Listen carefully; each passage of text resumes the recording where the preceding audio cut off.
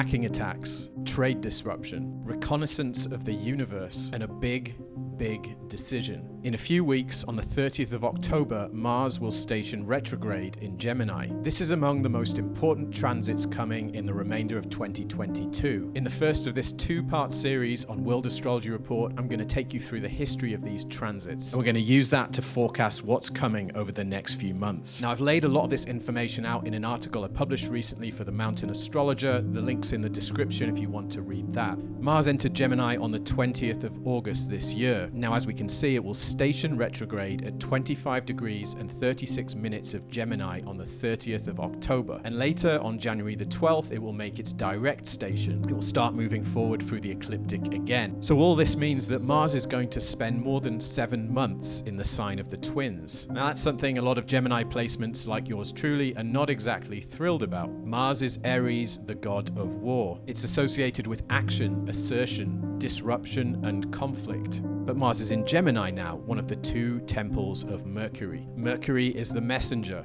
It governs the realms of thought, communication, transport, and trade. So what does this mean? Mars, as a warrior, likes to cut things, sometimes quite literally. And we've already seen Russia cutting the Nordstream 1 pipeline to Europe. Today, Russia's state-owned gas producer Gazprom announced a complete halt to the flow of natural gas through that key Nord Stream 1 pipeline to Germany. This looks like a very serious escalation of the situation surrounding the war in Ukraine. Now, anyone or anything with natal placements in close aspect to these station points of 25 and 8 Gemini are really going to feel this transit. Mars is putting an exclamation mark next to whatever placements it's hitting. And I want to point out two mundane charts to note. In the chart of Ukraine, Mars is at 25 Virgo, so the station is making a partile square to that placement. I think this means we can expect an important development in the war with Russia around the 30th of October. We'll get into the possibilities of what those could be shortly. Now let's turn to the Sibley chart of the United States. In this chart, Uranus is located at 8 Gemini, the direct station point. This is a big deal. Mars-Uranus combinations are explosive. This means we can expect drama in the US around January the 12th, since Gemini is the 7th house of the Sibley chart, which governs relationships, allies, and enemies. This could well involve surprising developments in foreign affairs. But let's also think about the symbolic implication of Mars changing direction, reversals or conclusions to ongoing conflicts, reconsideration of plans already in motion, and the planning of new courses of action. And with regards to the latter, we have a very striking example from the past. Let's turn to the Second World War. The Tehran Conference. This was perhaps the major turning point of the whole war. Impressive security measures have been taken for this critical and most momentous conference, which will shape the destiny of mankind. Now, this was a war fought between the Allies and the Axis powers. The leaders of the Allies were Franklin D. Roosevelt, Winston Churchill, and Joseph Stalin. For the first time in this war, the three Allied leaders had at last been brought together from the ends of the earth. It took place from the 28th of November to the 1st of December 1943, while Mars was retrograde in Gemini.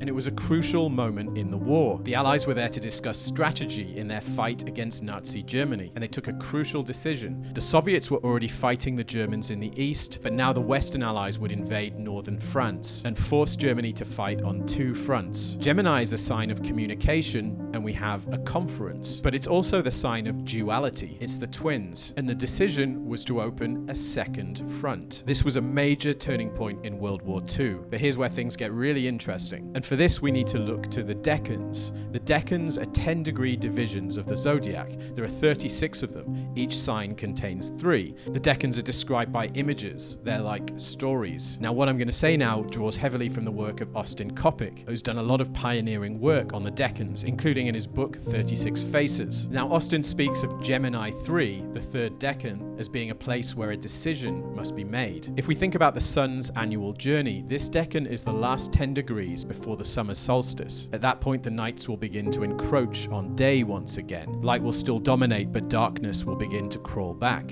And that's why Gemini is a sign that wants to experience everything the world has to offer. It wants to live 100 lives. But Gemini 3 is the end of the road. At Gemini 3, we have to make a decision. What will we do? Who will we be? And that's exactly what we see at the Tehran Conference. We see a huge decision, one of the biggest decisions made in modern history. The joint authors of this momentous declaration have planned the shape of things to come. So turning back to our own time, in October, Mars will station retrograde in the third decan of Gemini. We should be looking out for big decisions and turning points. And we should bear Ukraine closely in mind because Mars is stationing in a very close square to the natal Mars in the Ukraine chart. But we can look beyond Ukraine, of course. I think big decisions are going to be made in many fields, including in your lives. That's it for the first part of this two-part series. Part 2 is coming soon. Join me.